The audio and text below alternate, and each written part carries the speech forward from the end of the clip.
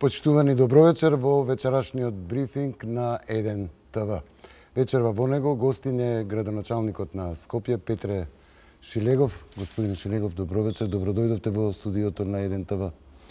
Добро вечер за вас, добро вечер за гледачите. Благодарам за поканата, можноста на овој нов медиум да имаме едно соочување и еден, се надевам, пријатен разговор. Да, јас ќе ви искористам и како брифер за она што сте го сработили или не сте го сработиле во овие 6 месеци, инаку денеска точно 6 месеци како сте влезени во градоначалничкиот кабинет. Кога би ги оценувале овие 6 месеци? Задоволен ли сте од тоа што го направивте? Периодот е краток, но стартот дали зависи од кој аспект ги гледате. Дали сум задоволен? Во принцип да. Лично вие, да. Затоа што друго е граѓаните и што да, затоа што се сработија многу работи кои што допрва ќе излегуваат на површина во периодот и тоа е така, логично е. Периодот беше прекраток за да од позиција седнувате и предпоставувате што е тоа што ќе го затекнете, меѓутоа ни на крај на сон некои работи до кои што дојдовме како сознание не сме ги имале од вашиот претходник, предпоставам.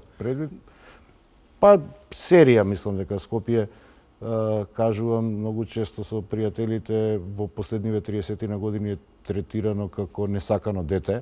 Добро, Скопје има милион проблеми. Тоа се работи за кои што веројатно ќе поразговараме во текот на вечерва. Да, во принцип сум задоволен, затоа што знам и колку труд вложивме и јас и луѓето околу мене, знам од прилика што ќе се случува во текот на наредниот и краткорочен и среднорочен до крај на мандатот период. Дали можеше подобро? Секогаш може подобро. Дали се граѓаните задоволни?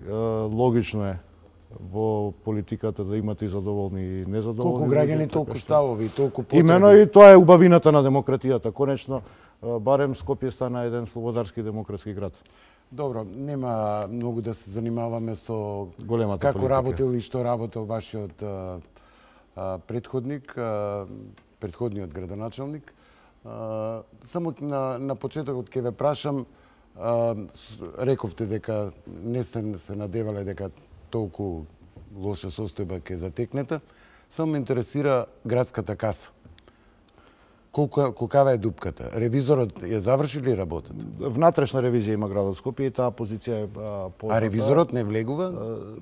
Заради постоењето на внатрешна ревизија и не е под финансиските резултати мене ми се јасни уште, да речам, во првата недела од моето градоначалникување. Градот Скопје во моментот кога јас го превземав имаше склучени договори, значи обврски, во висина од 2 милиарди 850 милиони денари. Неопходно да функционира градот се 2 милиарди денари, значи дека за 2018 година ние имаме обврски од околу 4 милиарди 850 милиони денари. Имајте во предвид дека градот никогаш заедно со дотациите досега нема качено повеќе од 80 милиони евра. Меѓутоа, тоа нити некогаш го употребувам како алиби за собственото работење, нити мислам дека треба да нашите сограѓани ги замарам со тешкотиите во работењето. Да беше лесно секој ќе можеше, а веројатно одговорноста која што јас ја чувствувам кон Скопјани, бидејќи сум првиот човек во историјата на Скопје што избран во првиот круг како градоначалник, тоа значи огромна доверба од моите сограѓани. Значи дека тие луѓе мене ми ја дале довербата токму со тој тип на тешкоти и да се справувам. Добро е, реков дека Скопје е град со милион проблеми, сообраќај, загаденост, пренаселеност, дури да речам, отворен град е. Да одиме поред. Комуналната хигиена, зеленилата. Да. Важи Скопје за Балкан град. Да, затоа што не бил чистен, не бил третиран. Ама и овие 6 месеци не е нешто направено баш на тоа поле. Не не толку во видливата сфера, иако делот на хигиената на главните сообраќајници може да се земе во предвид дека се за нијанса почисти. Можеби е мое субјективно размислување, дозволувам дека може да има различна перцепција. Јас лично не сум задоволен од тоа како функционира јавното предпријатие комунална хигиена. Една од работите која што во моментот се работи е сериозна реорганизација на тоа јавно предпријатие.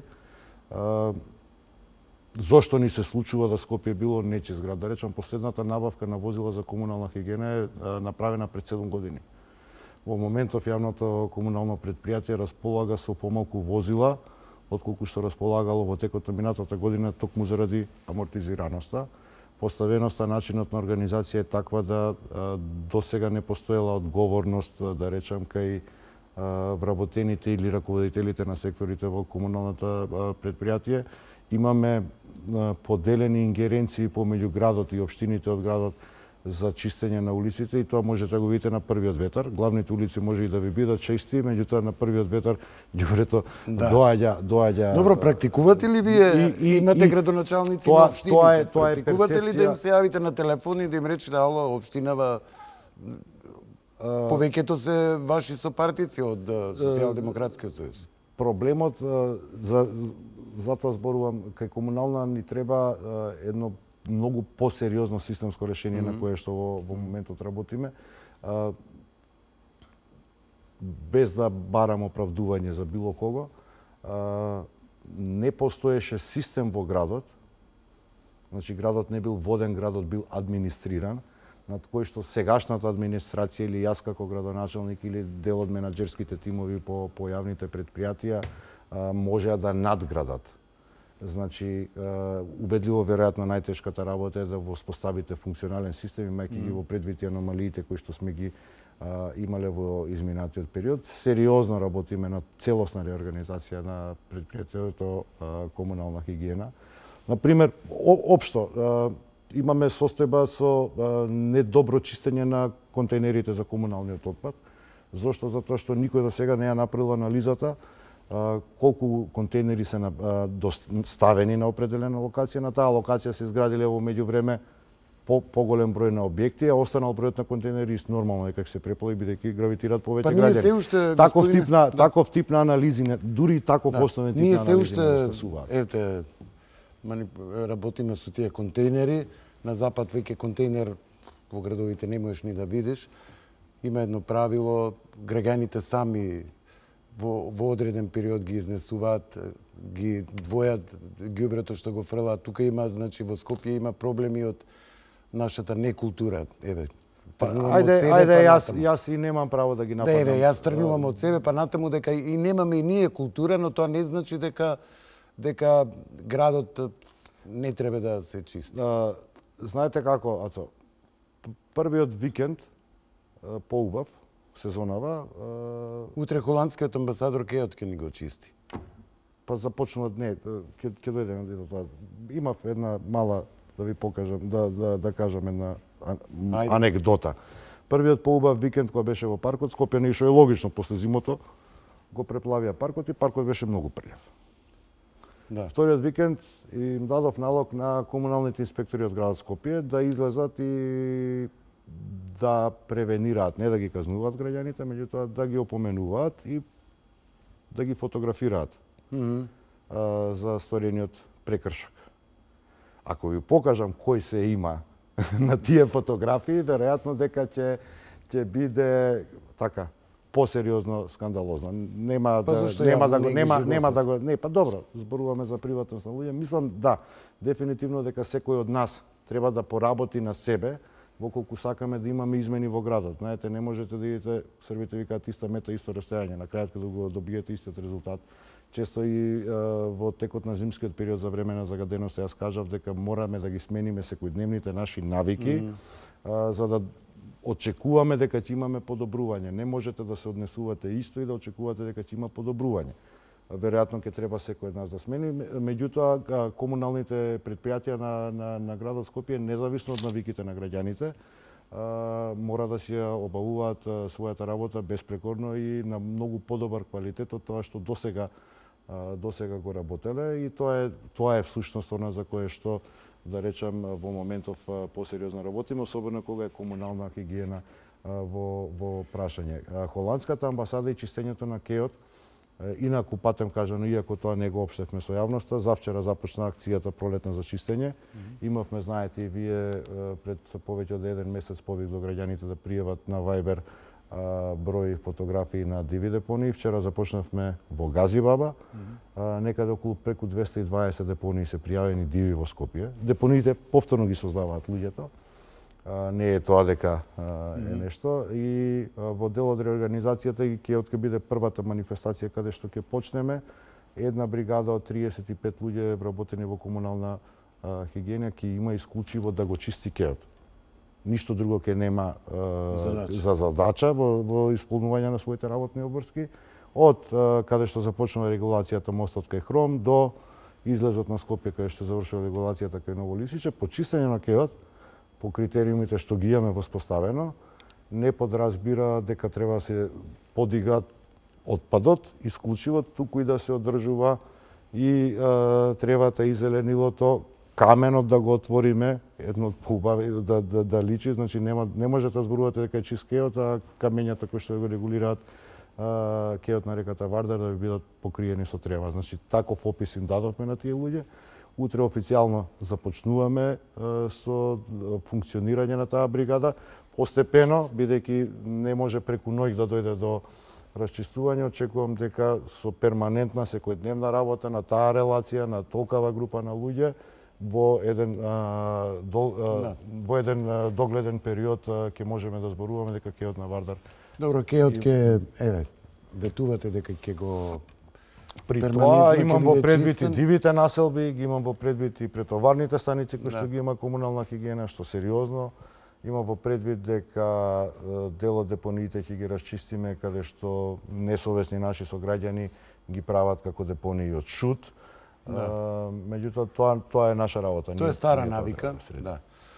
Добро, еве споменавте дека ќе перманентно ќе се чисти кеот. Што е со најавата ваша дека галиите ќе ги тргнеме од Вардар, бидејќи ако ништо друго го сопираат протокот на реката, еве бевме сведоци кога бевме буквално пред поплава.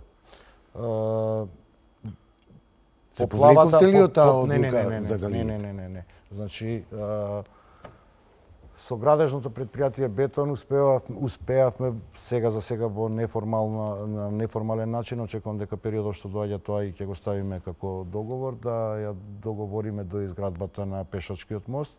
Тој нема да е бароктен мост, нема да има панорамско тркало, нема да ги има фундаментите долу што ја стопира протокот на реката Вардар.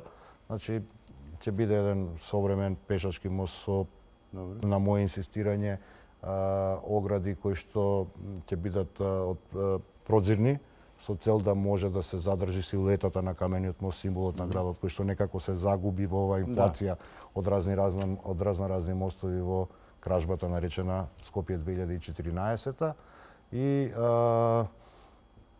плюс галиите, правниот статус на едната галија утврдува дека таму веќе можеме слободно да превземеме действија на нејзино отстранување.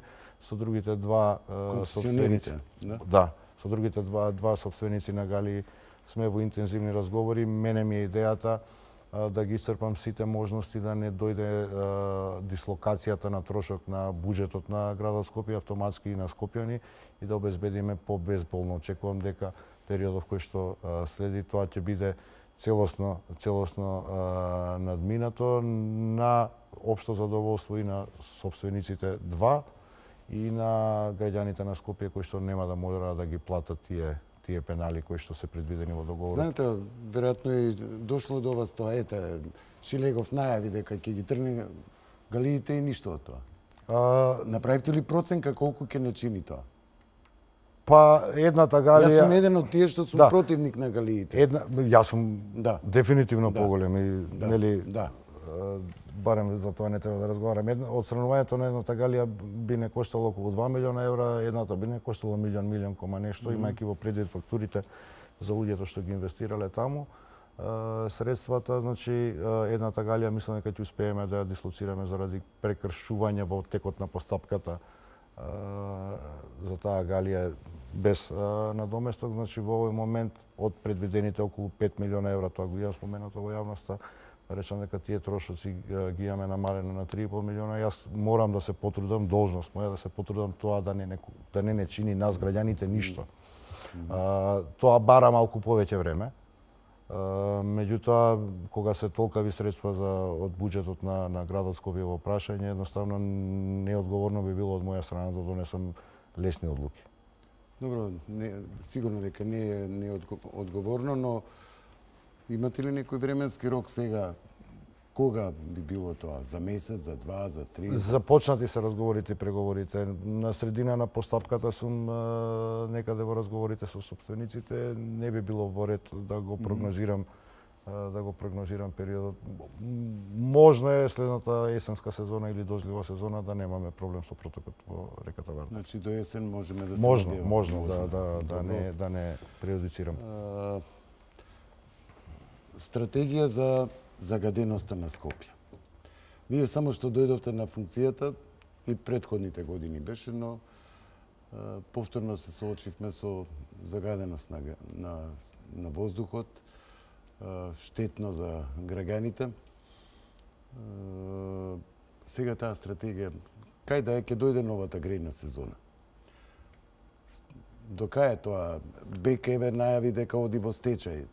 Пред некој ден, пред неколку недели, како беше, изјавивте дека ќе биде под градот топлификацијата. Мрежата на топловодната дека мрежа. нигде во светот тоа не е. Зошто се повлече БЕК? Еве јас да бидам слободен, бидејќи важи дека е БЕК на доминантен собственик Мијалков.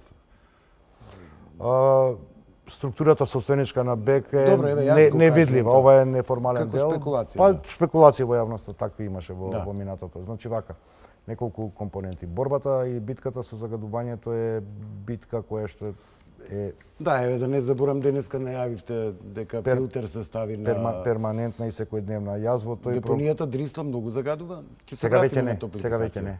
Од сега, од денес, Од денеска само од веќе не. филтерот. Значи, знаете, свесно, можеби политички нелогично, меѓутоа на неколку наврати на собствена политичка штета влегувам во дел од проблемите кои што и не се моја ингеренција. Ако гледате строго по законот, капацитетот типот на Дрисла е под ингеренција на Министерството за заштита на животна средина и инспекторатот соодветен републички. Да. Но сепак вие сте татко на градот. Меѓутоа, тоа е тоа е капацитет кој што го обслужува градот Скопје и во негова непосредна близина и јас не можам да се понашам инертно кога е Дрисла во прашање. Прашањето на Дрисла многу радикално го отворив јас во првиот месец од мојот мандат. Ако се сеќавате на едно интервју на кај ваш колега, и тоа сериозно одекна во јавноста. Меѓутоа, моја должност да со таков тип и на провокации, ако сакате да ги крстиме, да ги поттикнам државните органи со кои што не раководам јас да почнат да ја работат работата. Таа провокација резултираше со прв пат во историјата на Дрисла изречена парична казна, прв пат во историјата на Дрисла утврден режим за работа на инсталераторот за согорување на медицинскиот отпад и задолжение кое што денеска се исполни, а тоа е поставување на воден филтер и набавка на нова печка за согорување на медицински отпад, која што очекувам дека согласно она што ми е мене презентирано во текот на јуни ќе биде донесена и ставена во функција. И денеска имав и честа и задоволството со делот и медиумите беа присутни да отидеме на Дрисла и да ја видиме Дрисла во едно поинакво светло заради поставениот филтер во режим на работа, веќе го нема тој црн дим или тој црн облак кој што ги загадуваше тука од Батинци, од следните села, меѓутоа и сериозен импакт имаше во населбата Лисиче. И очекувам дека Дрисла, барем како капацитет, кога е прашање на редното зимо, е тргнат на страна како еден од загадувачите. Вториот сериозен момент во загадувањето е затоплувањето на домовите. Да. Не случајно јас ја дадов таа изјава и најавив превземање на топловодната мрежа во собственост на градот на Скопје. И не случајно гасифицирана. Ќе стасаме ли за едната грејна сезона? Ќе го отпочнеме процесот. И не случајно кажав дека градот Скопје бил третиран како несакано дете во изминативе 30 на години, затоа што кон сопственоста на градот Скопје или потенцијалната сопственост не сме имале одговорно однесување. Немањето на сопственост на топловодна мрежа значи дека градоначалникот на Скопје или градот Скопје, како сакате, го исфрлате од игра на креирање на стратегија за затоплување на домовите. А да имате во предвид дека 53% од загадувањето во текот на зимскиот период доаѓа од затоплувањето на домовите како извор, тоа за мене неодговорно. И ги проверував сите, да речам, можности. Законската можност е таа која што ја најавив. Градот ќе ја превземе топловодната мрежа, градот ќе биде креатор на стратегија на затоплување на домовите на скопјани. Зошто? Таа мрежа ќе одржуваат луѓе кои што се професионалци во таа работа и дел од нив целиот свој работен век го поминале таму. Тоа се луѓе кои што беа најпрво во топлификација, па преминаа во БЕК, сега ќе ги превземе градот во новото јавно предпријатие. И таа фирма да ја крстиме Скопје енергетика, сега да не која што градот треба да ја основа во наредниве месец и пол до два, ќе биде всушност костурот на креирање на стратегија на топловодната цевка и на мрежата на топлификација од една страна, меѓутоа и носител на гасификацијата од друга страна. Ние треба да го основаме тоа јавно предпријатие, да побараме владата да ни ја додели сопственоста која што е наша, која што припаѓа, да побараме лиценца за работа од регулаторната комисија и очекувам дека оваа есен и официјално првите објекти во градот Скопје ќе започнат да бидат гасифицирани, а паралелно и да ја шириме мрежата на топловодниот систем со цел да што е можно повеќе корисници бидат приклучени на топловодната мрежа, односно на парното грејење. Гасификацијата е циклус што никогаш не завршува. Never ending story. Меѓутоа многу е битно да ја покажеме таа активна политика. Јас како градоначалник и во текот на оваа зима кога ги имавме во неколку циклуси, да речам интензивно загаден воздухот амбиентален во Скопје, не се сокрив, нити реков не отварајте прозори, нити реков седете дома. Излегував секогаш напред и таква ќе биде мојата улога додека сум јас градоначалник. Во рамки на тие мерки кои што ограничено можев да ги спроведам, а ми стојат на располагање, на неколку пати воведовме се додека беа исполнети условите, бесплатен јавен градски превоз. Колку скопјани го употребуваат, тоа е прашање кој што веројатно секој од нас индивидуално треба да си го постави. Имаш деца дома, го палиш автомобилот во услови на загаден воздух, во услови кога имаш бесплатен јавен градски превоз, тоа е она за кое што зборувавме. Така што таа приказка нема крај. Меѓутоа очекувам дека со можноста градот да стане креатор на стратегија за затоплување на домовите на еден среден рок од 5 до 10 години ќе можеме да зборуваме за целосна имплементација на таа стратегија од една страна, што како производ ќе ни донесе сериозно намалување на импактот на затоплувањето на домовите како еден од најголемите загадувачи. Како импакт, како загадување на животот. Добро, го спомнавте јавниот градски превоз. Пред недела две, колку беше, донесовте два автобуса, едниот на газ, другиот на... Двата се на газ, дојдена и тој на струја. На струја? Ги монтираме, 3 се во моментов, за кои што имаме склучени договори. Какви договори? За пробно тестирање? За пробно тестирање. И колку би, ако се покаже дека е ефикасно, дека се поекономични, не загадуваат? Значи, тие се дефинитивно и поекономични и помалку загадуваат.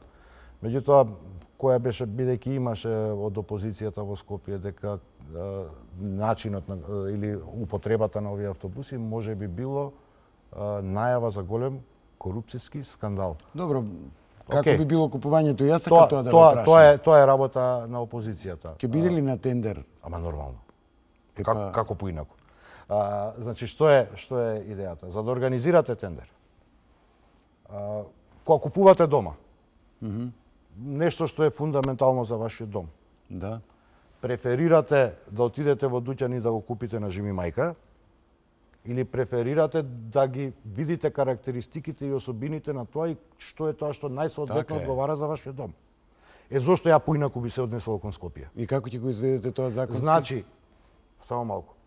Јас и градската администрација не тестираме определена марка. Ние тестираме вид на возило. За прв пат во Скопје имаме автобус кој што ќе го придвижува електрична енергија. Добро. И автобуси кои што ги придвижува газ. Газ. Мораме да имаме влезни параметри за да можеме да направиме реална проценка за што е тоа, зашто градот ќе ги потроши парите и за каков тип на возила треба да стане збор. Ако одлучиме дека во овој момент е поисплатливо за градот Скопје да влезе во инвестиција на електрични автобуси, ќе направиме таква јавна набавка. При тоа карактеристиките ќе бидат доволно добри за да може да не биде close-up решение, затворено решение за определен производител. Ако одлучиме да тоа бидат автобуси кои што се придвижени на газ, тогаш ќе направиме јавна набавка за набавка на автобуси кои што ги придвижува газот. И ќе бидат отворени тендери. Патем кажано, два се во моментов. Mercedes-Benz Solaris, има најава од турска фирма, има најава од италијански Iveco, кои што исто така сакаат да дадат на располагање автобуси на градот за ние да ги имаме влезните параметри. Градот годинава во соработка со Европската банка за поддршка на развојот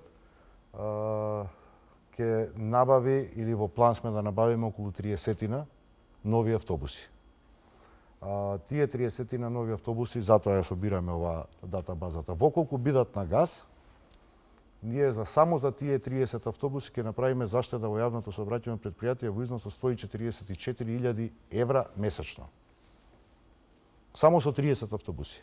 Значи, тоа се параметрите кои што мене како градоначалник на менаџерскиот тим на јавното сообраќајно претпријатие му се потребни, затоа ги имаме овие пилот возења на автобусите, за да можеме да направиме реалната Пилот возењата процена. не чинат ништо, не? Апсолутно не, дури штедиме на нив. Не, дали градот плаќа... Еден цент немаме платено на ниту еден од производителите кои што на промотивно возење ги достави автобусите. На промотивно возење. Сакам да ве прашам за одлуката на водно. Првен го затворивте за автомобили, па се повлековте. Одлуката беше... Зошто ја сменивте одлуката? Одлуката беше... Под притисок на граѓаните или? Имаше разни. Значи, таа беше дел од краткорочните мерки за загадување. Претариравте дека? Имаше реакција од граѓаните зашто не може да појдат со автомобил на водно. Добро.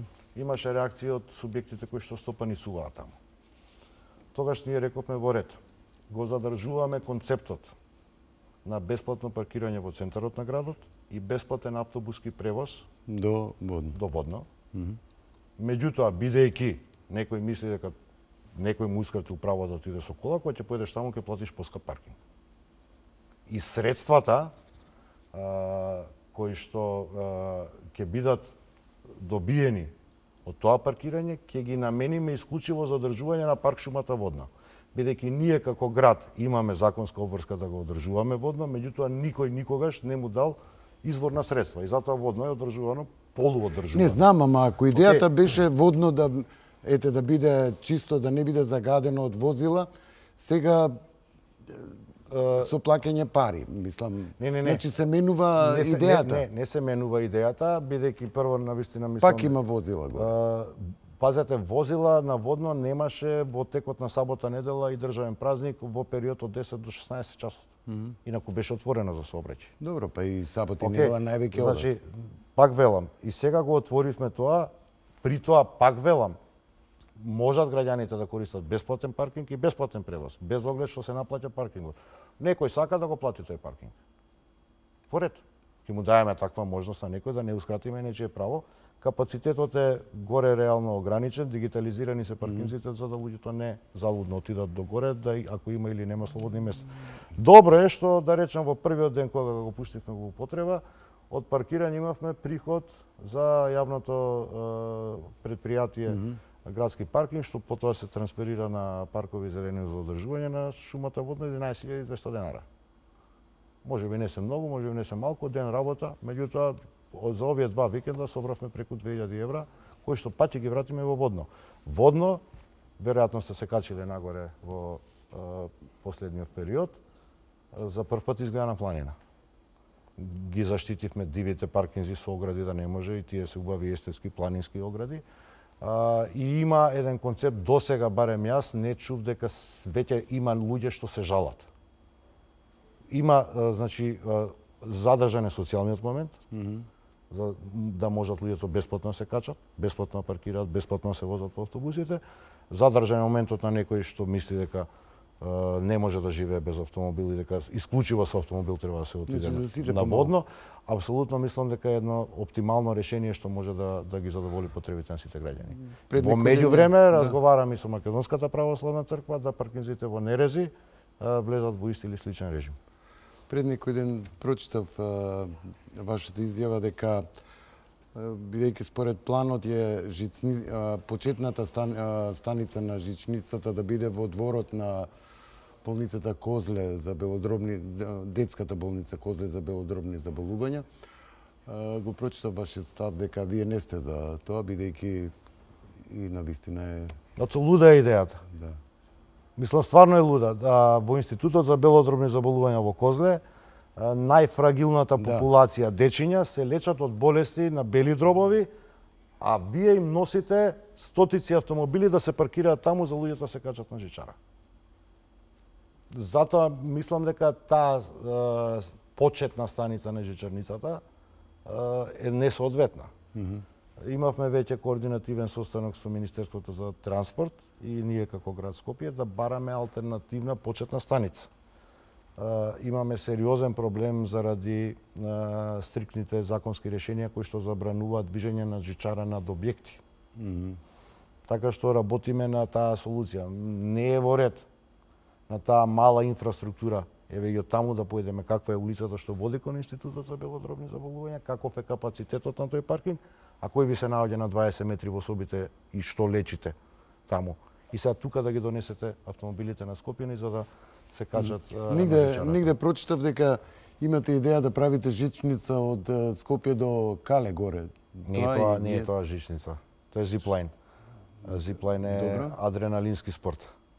Ајде им објасниме на граѓаните што е тоа. Да, имаше дилема дека ќе правел Шилегов жичара од парк до Кале, не е тоа жичара. Значи зиплайн е адреналински спорт за љубителите на таков вид на спортови, тоа е наменето безбедно, нормално, во текст се постапките ги утврдуваме техничката спецификација летово да биде готова, тоа е да можете да се спуштите одгоре од Музеј на современа уметност до Опатија, ресторанот во парк, и тоа е исклучиво за спуштање. Значи, во еден правец ке си има са цел организиране тој систем и е тоа адреналински, веројатно го имаат нашите сограѓани гледано. Зиплайновите постојат секаде во светот и тоа е, мислам дека Музејот на современа уметност и општо кровот на Скопје, како што јас сакам да го кажам, еден од најубавите ридови на светот, каде што се наоѓа нашето Кале, а кое што за жал е замрено. На овој начин ќе се обидеме да го вратиме малку повеќе во живот и таа велелепна гледка што ја имате на Скопје од тие локации ќе направиме атрактивна токму за нашите сограѓани. Не случајно ја реновиравме улицата, не случајно го регулиравме таму паркинг просторот. Музејот на современа уметност отвара кафетерија таму во согласно со Министерството за култура. Ние ќе оставиме зиплайнот, ќе уредиме дел од партернот и во топлите летни сати кои што или денови кои што ни предстојат, мислам дека ќе биде убаво свратилиште за Скопје. Добро, а што е со овие отварање на скривниците на тунелите на Калето? Не е отварање на скривниците, значи тоа за пешаци ќе биде или што е идејата? Тоа се распишува мај. Сега. Добро. Во текот на овие 30 дена што ни следат, меѓународниот тендер за изработка на тунелите ќе биде распишан. Јас се трудам да не измислувам топла вода. Имам, да речам, личен афинитет кон убавиот начин на живење, во смисол на животна средина, што е човечки. Меѓутоа, она што никој досега не го правел од моите претходници, се вика реализација на Генералниот урбанистички план на Скопје. Генералниот урбанистички план на Скопје е донесен костурот негов, со многу мали модификации, особено не во инфраструктурна смисла, 1965 година. На меѓународен конкурс кај се учествувале светската урбанистичка памет, македонската и бивша југословенската урбанистичка памет. И сега не можам да се правам по паметот на тие луѓе, нити имам таква амбиција. Меѓутоа имам намера тоа што тие го констатирале дека е добро за развојот на градот Скопје. Добро. Да го имплементирам. И што ќе добие Скопје? Скопје, што ќе добијат? Ќе добијат поврзаност на градот. Добро. Значи, што е сликата со што имаме денеска во Скопје, сум го споменал неколку пати. Ја имате јужната страна на градот, подводно, која што била добра инфраструктурно издигана и урбанизирана, и заради таа своја атрактивност е под притисок за перманентно населување, и во последниве 10 години добивме маркици, уште неам видено дека у Скопје си има зграда врз зграда изградена. Пошто се ширија и лево и десно, уште врз зграда да направиме. Да, во Скопје има и Значи, сообраќаен и урбан хаос секако. Го ја претоваривме јужната страна на градот. За сметка на тоа, северната страна на градот никогаш не била соодветно третирана во инфраструктурна смисла и била неатрактивна за живење. На крајот сме добиле две страни на Вардар, кои што се неквалитетни за живење. Јас сум должен како градоначалник, барем така мислам, да имам во предвид, или да го имам во предвид Скопје и во наредните 20 или 30 години. Да, не само за мандатот. Не само за мојот мандат или не само за денес или за утре. Скопје е град од околу 600.000 жители. По природниот прираст на нештата, Скопје би требало во следниве 20 или 30 години само со обичен природен прираст, без механички прилив кој што е перманентен, и тој притисок на механички прилив го имаме во Скопје, градот веројатно ќе биде димензиониран во наредните 20 или 30 години на околу 800.000 жители. Должен сум да го отворам просторот за развој на градот. Инаку каде ќе отидат сите тие луѓе? Тие ќе дојдат. Луѓе се раѓаат, луѓе доаѓаат, се населуваат. Каде да ги сместиме тие луѓе? Во услови кога кисела вода е синоним за хаос, во аеродром ни се погласни побудите, да. Стефче го уби Карпаш во појам, за центар и за Дебармало да не правиме муавет, па каде да ги сместиме луѓето? Значи, морам да се грижам за една развојна зона на градот Скопје. Добро, Скопје е отворен град. Заради тоа прв пат, после 15 години, во теке постапка за изградба на мост преку Вардар. Па имаме многу мостови на Вардар. Да, меѓутоа што поврзуваат и дали носат развој. Својата улога ја завршиле во моментот кога биле изградени. Никогаш доволно мостови. Еден го градиме кај Керамидница, вториот што се тендерира и ќе започне со активност оваа година е на улица Лјубљанска, тоа е продолжението на улицата кај Сити Мол. Тука го премостуваме Вардар и одиме кон Злокуќани и Волково. Па еден ви поклони наредната од Систина Камчев. Тој е пешачки. А тој е пешачки, да. Идејата е дека булеварот Словенија, кој што сега завршува во Нива, треба да продолжи до Волково, да се спои од овдека од Карпош 4, заедно со тунелите што ќе излезат кај поранешна Циглана, сега кај Порше, што се, и веќе полека мислам дека ги надзирате контурите. Тука имаме и пругата сегашна, која што со мала модификација во иднина може да стане градска пруга, и веќе тој простор во северниот дел од градот, сакате околу касарната Илинтен, Зајчев рид, Волково, Бардовци, ќе биде простор кај што ќе можеме да дадеме сериозен импакт на развој на Скопје. Вчера го продадовте за старо железо Луна паркот. Стариот Луна парк. Стариот Луна парк. Ја прочитав изјавата ваша дека планирате на приватен концесионер, инвеститор да има ли заинтересиран или начинот на кој што била нудена концесијата и локацијата на која што била нудена концесијата или неможноста да изведете сериозен забавен парк, мислам дека е една од причините која што ги враќала луѓето да бидат конкуренти. Јас ќе се обидам да го сменам малку концептот. Дали ќе успеам да добијам приватен концесионер, не знам. Конкретен нема се уште? Апсолутно не, тама работа. Скопје има започнато со реализација на Луна парк на постојната локација. Предвидено е тамо да има 28 реквизити. Набавени се 7, вредноста на тие 7 е околу 6,5 милиони евра и тоа го сервисираме. Партерното уредување е околу 1,5 милиони, значи околу 8 милиона евра до сега се вкупно. Ако тоа ви е отприлике една четвртина, тоа значи дека реализацијата на Луна паркот таков како што бил замислен од мојот претходник би коштал околу 20 милиони евра. Опозицијата вели зошто сегаш Илегов не го прави Луна паркот. Еве да им кажам. Им кажав и на советнички прашања, тоа добро и јавноста да знае. Кога го најави булеварот Аснон преку Керамидница, Советот на град Скопје во отсуство на ДПМНЕ донесе одлука за меѓуопштинска соработка со општина Газибаба и превземање на улица 518. Ако одеше коридорот на булеварот Аснон покрај Сајмиште до раскрсницата кај Сајм по улица 518, целиот проект не кошташе некаде околу 7 милиони евра, бидејќи таму има 15 или 20 објекти за кои што треба да извршиме експроприацијата. ДПМН во Советот на општина Газибаба, каде што го има мнозинството, гласаше против овој договор. Дали за да ме стопираат мене како градоначалник или кои се нивните мотиви, не можам да знам. Меѓутоа, тоа значи дека градот мораше да се врати на својот оригинален план, а тоа е реализација на ГУПот. Реализацијата на ГУПот изискува рушење на 120 објекти. И булеварот Аснон заедно со мостот од 8 скокна на 16 милиони евра. Веројатно овие 8 милиони евра или дел од нив ќе ги инвестиравме и во Луна паркот, па ќе можеа децата да се занимаваат, а јас да не размислувам за приватен партнер. Добро, ама еве барем детскиот карусел што е на площад. Најавивте дека ќе го дислоцирате во парк. Се на крај завршни, за 6 месеци можете да го преместите. Завршни се чини многу и дислокацијата. Еден ќе оди во некако ми личи на Панаѓур во општина, на площадот. Площадот дефинитивно се чисти.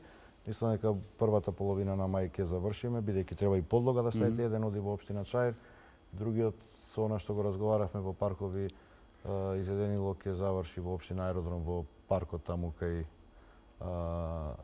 паркот на Тоше што е. Така што во Аеродром. Во Аеродром. И мислам дека тие две локации се и посоодветни отколку градскиот площад за таков тип на реквизити. Таму, да. Многу критики на ваша адреса идат, не знам дали оправдано или не, но на крајот на криштата вие сте првиот човек на Скопје. Околу кучињата скитници скоро секој ден имаме каснат граѓанин, па тие сигурно и ќе тужат, па и ќе треба и оштети да се плаќат, го чини градот. Чинам дека како и вашите претходници и вие некако не се справувате со рано е, реков, 6 месеци е малку, не е многу, но не е ни малку да оти стварно глутници низ центарот на градот се шетаат. Апсолутно. Значи, јас сум љубител на кучиња, ама не на глутници. Ама не се они криви, виновни сме ние. Вака. Значи проблемот со кучињата скитници е повеќе децениски. Да. Скопје има стратегија во услови кога немаме епидемија некаква меѓу кучињата, на залови третира и стерилизира и врати го на местото од каде што е заловено. Сите овие години Скопје функционира со стационарот еден во Вардариште, кој што има капацитет од 60 кафези. Тоа не е ништо за град како Скопје. Имено. Една од првите работи што ја направив како градоначалник и ги повикав здруженијата на граѓаните кои што се занимаваат со таа проблематика, бидејќи во микроплан го знаат проблемот, и заедно со директорот за Агенција за храна и ветерина, бидејќи имаме тука измешани юрисдикции. Најпрво го отворивме капацитетот од Вардариште, значи беа новинарите, беа луѓето заинтересирани таму. И рековме, направивме заедничка стратегија со нив. Таа стратегија беше презентирана во Советот на градот Скопје и усвоена како наша, како градска стратегија. И влеговме да имплементираме. Меѓу другото, таа стратегија подразбира и проширување и реновирање на капацитетот од Вардариште. И дојавме до констатација дека Вардариште е дивоградба. и јас одвоив како градоначалник буџет за да ја реализирам таа, влегов во постапка, кога влегов во постапка констатира дека градот изградил дивоградба во Вардарище. Денеска треба да го добијам решението или утре за легализација, комуницира со градоначалникот на општина Гаджибаба кој што е надлежен за легализација со цел да можеме да влеземе во реновирање и проширување на тој капацитет. На редовните средби кои што ги имам со градоначалниците на општините на градот Скопје договорено е дел аеродром Киселова вода, дел Ѓорче Петров Карпош, дел центар да изнајдат локации за изградба на нови стационари, бидејќи со толкав колкав и да е Вардарище едноставно не можеме да ја завршиме работата. Завршена јавната набавка во Агенција за храна и ветерина и тука како град, да речем, партиципиравме за купување на 300.000 чипови за чипирање на домашните миленици. Целта наша е да го направиме регистар на домашни миленици, за да, бидејќи сите знаеме дека дел од кучињата што се на улица ги продуцираат луѓето. Да. За да можеме да направиме целосна евиденција и да воведеме соодветна па и казнена политика кон несовесните сопственици. Па со казни најдобро на кучиња. Така што повеќе деценискиот проблем не можете да го решите во неколку месеци. Факт е дека капацитетот со кој што располага градот е мал, факт е дека сме влезени во постапка на зголемување на капацитетите и јас очекувам дека полека тоа ќе почне да ги дава резултатите. Добро, многу стратегии, многу размислувања. Имено, ама кажав јас. Но ќе имаме друг пат соочување, нека помине еден извесен период, дали од ова што кажавте ќе реализирате, колку ќе успеете да реализирате. Ме интересира дали после 6 месеци се каете што го напуштивте лагодното претеничко столче со жешката фотелја градоначалник или партиската задача мораше да се заврши? Два момента. Прво, не мислам дека е лагодно претеничкото столче. Човек што па полагодно е од градоначалник. Прошол таму, втор момент ја го сакам Скопје. Па добро, сите го сакам Скопје. Го сакам Скопје и мислам дека за овој град вреди човек да даде дел од својот живот ако му е веќе дадена довербата. Значи предизвик беше. Да, дефинитивно. Да се обиде барем да даде еден контрибут, еден придонес свој во подобрување на условите во кои што на крајот на денот живеам јас, живееме сите ние. И борете, не се кајам, предизвика динамична работа, јас сум навикнат на динамична работа, матичната професија адвокатска ми е сериозно динамична професија. Предизвиците со кои што се соочувам се на крајот на денот правни, така што очекувам не се кајам. Дали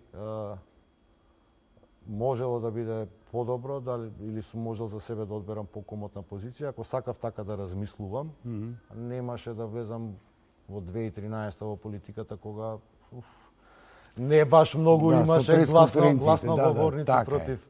Затоа сте во право, да. Сакам таков тип на предизвици, борете. Борете. Не ми е жал. Предизвиците се сериозна работа. Добро, Шилегов, минутите полека ни изминуваат. Реков дека да помине извесен период па да видиме што од овие стратегии, од овие ветувања што ги кажавте ќе изреализирате. За крајот сакам едно прашање кое е повеќе приватно, но и не е толку приватно. Околу инцидентот со вашите автомобили. Што покажи истрагата? Пред недела дена, пред 10 дена, пред вашата куќа, двата автомобили беа демолирани. Не така изодирани како што изгледа на некои фотографии. Не? Значи да не се лажеме, беа оштетени возилата. Возилата се поправаат. Ацо, не мислам дека тој што дошол, значи се уште не се знае сторителот, нити ги знам мотивите, нити на крајот на денот ме интересира разноразни луѓе, разноразни приказни, сметам тоа дел од демократскиот свет. Не мислам дека човекот кој што ги оштетил возилата утре дента се разбудил посреќен и побогат. Знаете, кога правите штета некому материјална, нематеријална, не мислам дека свесно ја правите, тоа е дефинитивно свесно правење штета, не мислам дека утре дента сте нити побогат, нити посреќен луѓе. Новинарите ви ископаат дека Едното возило сте го пријавиле во анкетниот лист, другото Не не се беше пријавени. пријавено, а МВР ги два автомобили Ауди. Не се тајна, значи возилото што го користам јас е на лизинг, затоа е непријавено, не е ни собствено, меѓутоа лизингот Не е не е лизингот да се пријави? Поликате. Значи Адвокат сте добро, да. ке ме надмудрите, знам. Е собственост на моето адвокатско друштво. Значи, јас го имам пријавено адвокатското друштво, имотот што има адвокатското друштво е судбина на тој имот на тоа адвокатско, значи собственост на моето адвокатско друштво. А второто возило е собственост на фирмата на мојата сопруга. Да, имаш. Така што и фирмата е, да речем, пријавена во анкетниот лист. Моето семејство, јас и мојата сопруга, со нашите два мали бизниса што нам ни овозможуваат квалитетен од материјален аспект живот. Па норм. Јас се занимавам 20 и кусур години, мојата сопруга, мојата сопруга преку 13 години е собственик незините училишта, две, иначе сме и државен, да речем, франшизер на Хелен Доран. Незините два франшизни центри имаат преку 280 ученици. Значи, тие два мали бизниса, онолку колку што ние сме можеле, вработуваат околу 5-16 луѓе. Значи, не влегов јас голтар у политиката, нити имам намера да задржам таков стил на живот, за да бидам во сиромаштијата. Помагам на луѓето, и приватно сум помагал, и во политиката помагам. Моето материјално богатство, има прилика Груевски, веројатно кога многу му сметав у животот негов, кога ги нарачуваше контролите и имав прилика во УЈП да си го видам досието, така толкаво е за потеклото на имотот на Шилегов.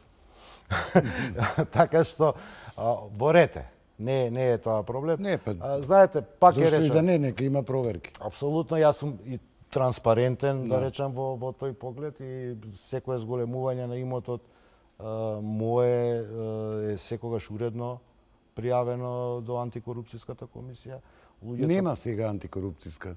И да Во ред, јас сум должен да известам ки искористите тука нема да проверуваат. Ама луѓето кои што одлучуваат да оштетат некого, материјално или нематеријално, дефинитивно мислам дека утре дента се исто толку и бедни, исто толку и сиромашни како што биле кога одлучиле да направат таа. И се сосема за крај само да ве прашам, го користите ли консултации со вашиот предходник? Сте го викнале ли? Сте на средби да разговарате за... Не, освен примопредавањето немавме. Не? Немавме средба, немавме комуникација. Мислите дека нема потреба или? Па не, затоа што концептите за Скопје се сосема различни. Еден од проектите што господин Тројановски ги имаше започнати, тоа е булеварот Кристијан Тодоровски Карпуш, кој што у моментов завршува во нива, а е неопходен за Скопје. Иде тендерот оваа недела што доаѓа и ќе се биде фактички првото поврзување на градот Скопје со неговата северна обиколница и очекувам дека до крајот на другата година ќе може да се користи редовно за сообраќај. Господин Шилегов, ви благодарам за учеството во ТВ брифингот на 1 ТВ. Благодарам на поканата. Реков дека по известен период повторно ќе се сретнеме, дали јас или некој од новинарите на 1 ТВ, да видиме докаде се ова што го рековте вечерва, докаде е што е реализирано, што не е реализирано, затоа што многу стратегии, реков, краток е периодот, половина година, па ќе ви погледнеме низ прсти. Добро, за оваа половина година... Граѓаните не ви погледнуваат. Апсолутно, нити барам. Социјалните мрежи, ако ги следите, се жестоки. И тоа е корисно. Тоа е добар демократски да ве подсетат дека една од промените што, да речам, парцијално ја применувавме, дека прв пат во Скопје, да речам, сообраќајниците се работеа навечер. Дел од партизанска, не во целост. Традиционално од Сабајле кога е така, значи да речам, тоа нека биде мало или благо и тоа нас не беше некаков пилот кој што некои работи сакавме да ги утврдиме, нека биде мало наговестување за тоа што ни следи. Ви благодарам на учеството во брифингот. Благодарам на поканата. Почитувани, ви благодарам и вам за вниманието и имајте пријатна вечер.